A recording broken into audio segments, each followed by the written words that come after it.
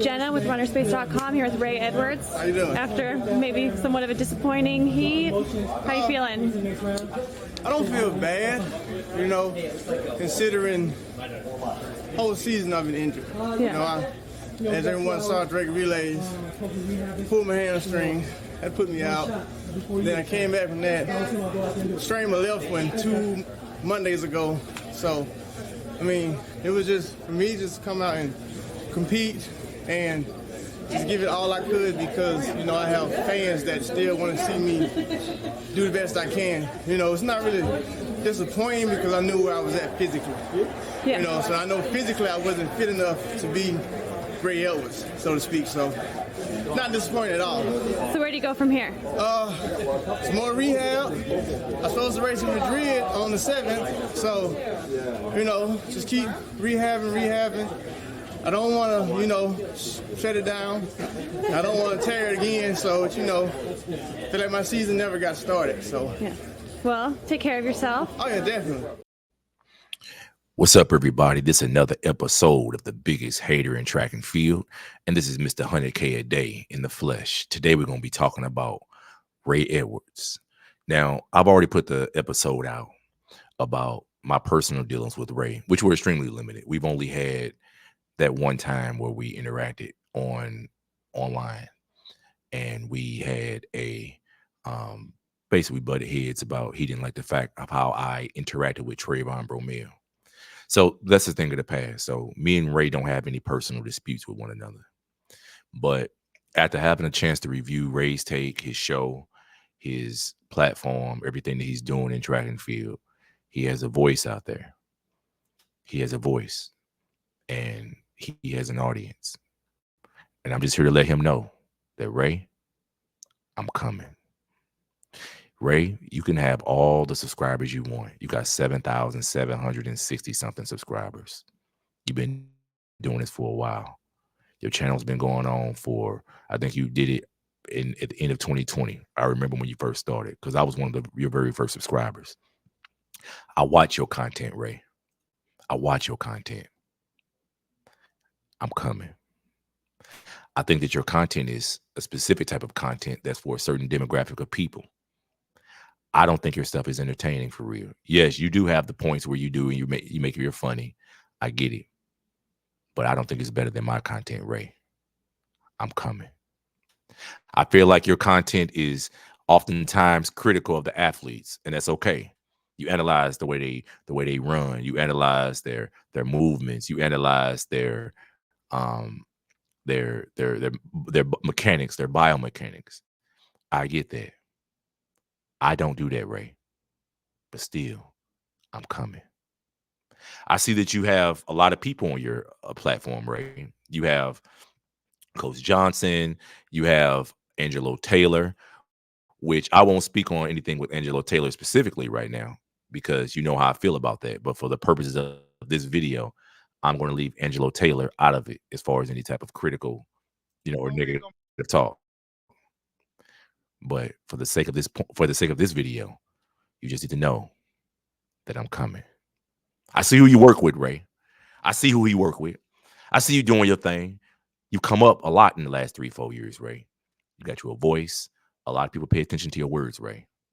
But I got something to tell you, Ray. I'm coming. So the thing about this is I've realized that track and field world is very small. The track and field world is extremely small. In fact, if you scream from the bottom, the people at the top, if you scream loud enough, they can hear you. That really doesn't happen as much in other sports. It probably doesn't happen in the NBA. It really doesn't happen in the NFL. And it really doesn't happen in Major League Baseball, I'm sure.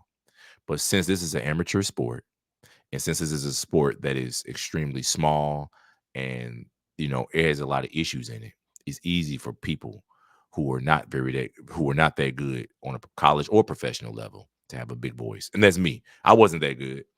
I wasn't that good, especially in retrospect. I ran a couple decent high school times, won a state championship, raised a lot better than I was. Matter of fact, there are a lot of people who are a lot better than me. But still, when it comes to this track and field podcast and stuff, I'm coming. So that's the thing about track and field. You know, anybody could have a position. You could be a shot putter, a 300-pound guy throwing a shot put. You could do the discus, the hammer throw. You could be fast. You could have slow twitch muscle fibers. You could do the steeplechase. So everybody has an opportunity to be successful. But getting out of track and field and you get into the podcast game, you're talking about track and field. Then you need to have a certain level of intellect, a certain disconnect also to keep yourself from being too emotionally invested into track and field, because I feel like sometimes that taints our perspective when we're too emotional. And I believe Ray fits that profile. And for that reason, Ray, I'm coming. I want your fans. I want your podcast. I want everything that you have to offer. I'm coming. Yes, this is a competition. It's a competition for views. It's a competition for supremacy. It's a competition to see who has the most entertainment value and who has the most knowledge. It's a competition for all these great things. And it's a friendly competition because I don't have any ill will towards Ray. I don't want to see Ray hurt.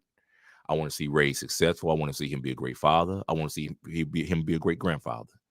But still, I'm coming. I want Ray to have everything what he's supposed to have. Yes, we all know Christian Coleman and Sha'Carri Richardson and some of these other athletes don't like Ray. We know that. We know Ray is oftentimes universally criticized. I think Otto Bowden did a video talking about Ray, saying that he was irrelevant and all these other things, but that's a different conversation because I didn't like Otto Bowden myself. But the truth of the matter is, I'm still coming. So Ray can have his moment right now. Yes, he probably has, as far as numerically, as far as a person who's inside and been running. I don't think there's a faster guy. Well, other than Justin Gatlin. Justin Gatlin does have a platform, but other than Justin Gatlin, whose platform is extremely new, I think that Ray probably is the best voice in track and field as far as guys who had inside knowledge and who was there and who was at meets, who was competing against guys and who knows the ins and outs of a lot of the issues that go on in track and field. He switched to Nigeria. I did a video a few weeks ago where I illustrated that Ray probably set the tone for how things are supposed to go when the United States isn't treating you right. And he switched his citizenship, his representation. I'm sorry, began to represent Nigeria in the latter stages of his career. So he has definitely an inside knowledge, a comprehensive knowledge base that is hard to match. And I can't match that knowledge base as far as experience goes in a professional track and field environment. But still, I'm coming. So, Ray, this is a message to you, my brother. This is a message to Ray's fans also. Anybody out there that want to be a fan and they want to be part of a podcast and don't want to have to worry about your podcast, the moderator or the owner of the podcast trying to be all in the videos, all emotional, upset, you know what I'm saying? And an internet coach, come to Mr. 100K a day because I'm going to rock your world and I'm going to always give you the real. I'm coming. Your time is limited, Ray. Your time is limited. It's not personal. It's just business. And I guess what? After it's all over, Ray, you could come work for me because I'm coming. This has been another episode of The Biggest Hater in Track and Field. And I want all y'all to reach out to Ray Edwards and let him know that I'm coming. Peace.